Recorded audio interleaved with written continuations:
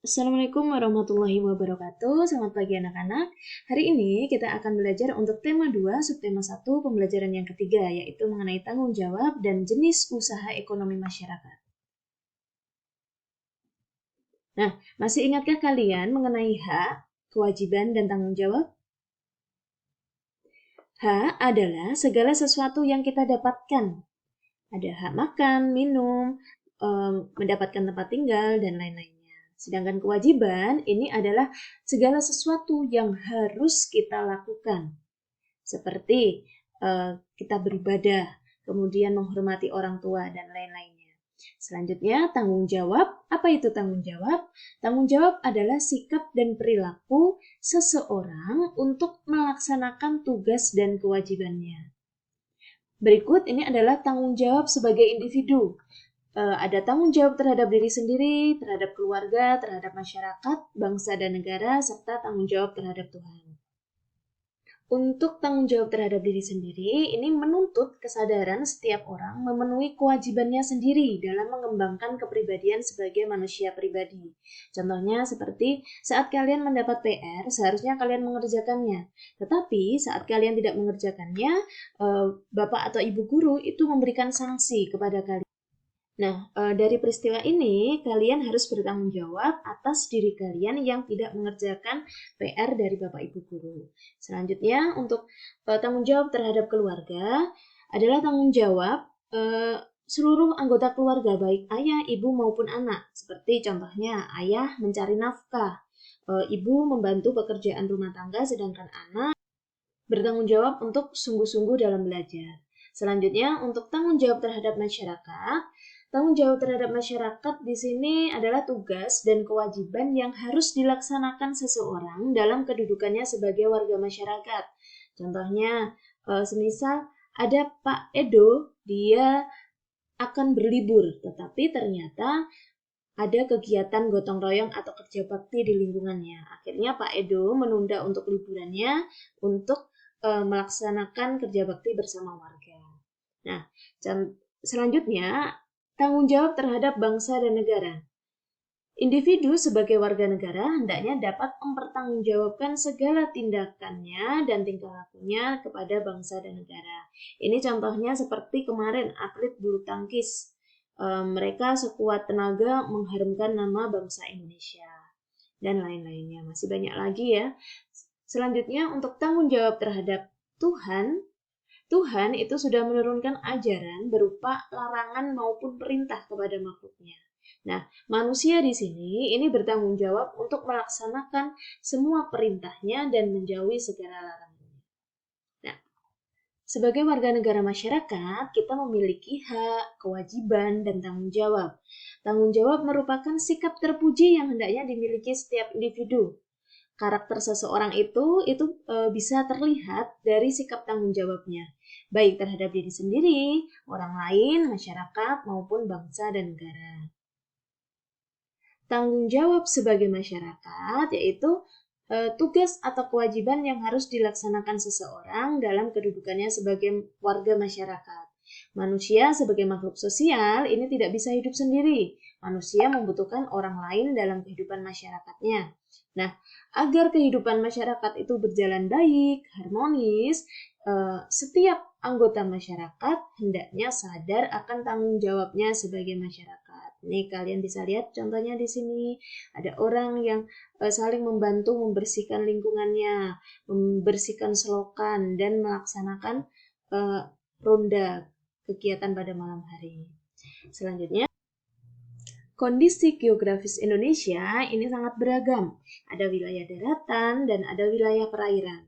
Kondisi geografis yang beragam ini menyebabkan beragam pula jenis kegiatan ekonomi masyarakatnya. Apa itu kegiatan ekonomi? Nah, ini dia. Kegiatan ekonomi adalah semua kegiatan yang dilakukan manusia untuk mencukupi kebutuhan hidupnya. Kegiatan ekonomi ini biasanya memanfaatkan sumber daya alam. Contohnya, ada pertanian, peternakan, perikanan, pertambangan, kehutanan, perdagangan, dan perindustrian. Mari kita pelajari. Pertanian dan perkebunan. Indonesia itu disebut negara agraris. Kenapa? Karena masyarakat Indonesia ini banyak yang bermata pencaharian sebagai petani. Contohnya ada padi, jagung, buah-buahan, dan sayur-sayuran. Selanjutnya untuk peternakan. Peternakan itu adalah usaha budidaya hewan yang diambil hasilnya.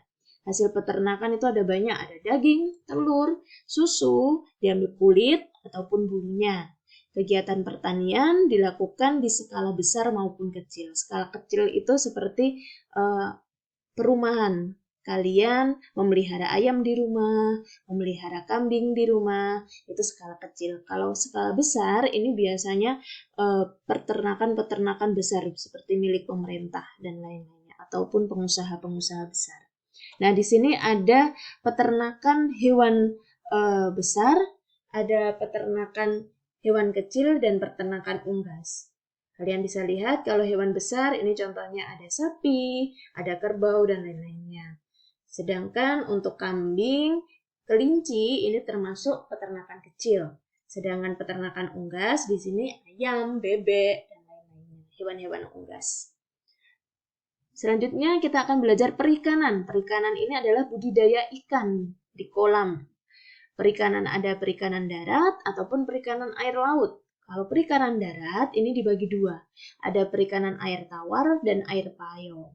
Kalau air tawar ini biasanya dilakukan di sawah, di kolam, di empang. Contoh ikannya ada ikan lele, mujair, dan nila. Sedangkan untuk air payau dilakukan di pinggir pantai, biasanya dalam bentuk tambak. Contohnya ada tambak bandeng dan tambak udang. Untuk perikanan air laut, ini selanjutnya ya. Perikanan air laut, ini adalah usaha menangkap ikan di pantai atau laut. Contoh hasil tangkapannya, ada ikan laut ya. Ada kerang, ada rumput laut, ada mutiara, dan masih banyak lagi. Selanjutnya, pertambangan. Kalau dilihat dari kondisi geologinya, wilayah Indonesia itu banyak sekali mengandung barang tambang. Potensi tambang yang melimpah ini harusnya ini digunakan untuk kemakmuran rakyat. Contohnya seperti ada tambang batu bara, emas, perak, minyak bumi, dan lain-lainnya. Kalian lihat di sini, ini adalah pengeboran minyak bumi. Pengeboran minyak, sedangkan di sini adalah tambang batu bara. Selanjutnya kehutanan. Memanfaatkan hasil hutan dengan menanam berbagai macam tumbuhan kayu seperti jati dan mahoni. Indonesia adalah negara yang wilayah hutannya itu besar. Akan tetapi, sekarang banyak hutan yang gundul dan banyak dialihfungsikan sebagai pemukiman. Pemukiman itu tempat tinggal dan perkebunan. Sehingga kawasan hutan di Indonesia mulai menyempit. Akibat gundulnya hutan, yaitu terjadinya banjir, tanah longsor.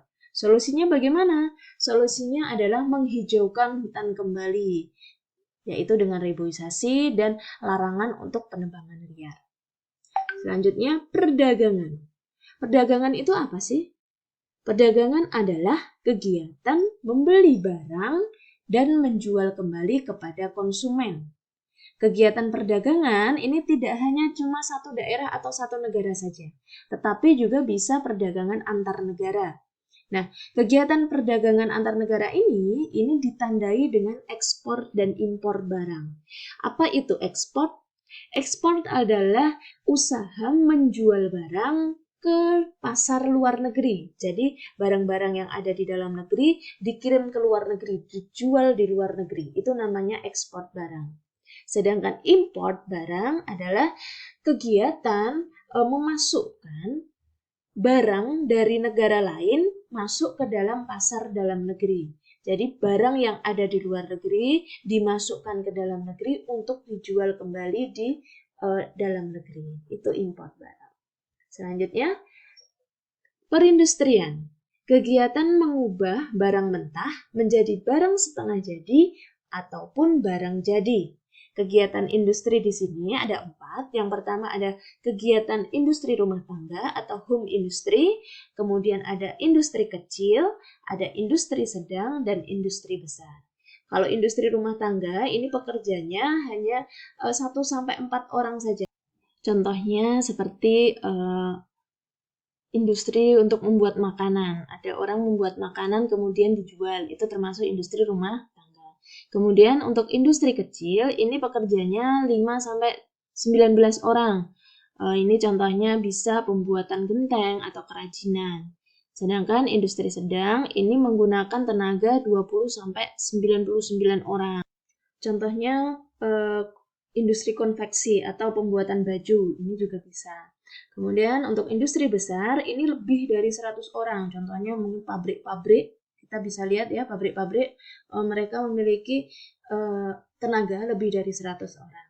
Nah, selanjutnya untuk tugas hari ini, kalian tuliskan contoh sikap tanggung jawab terhadap diri sendiri, terhadap keluarga, terhadap masyarakat, terhadap bangsa dan negara. Masing-masing satu saja, satu atau dua saja cukup.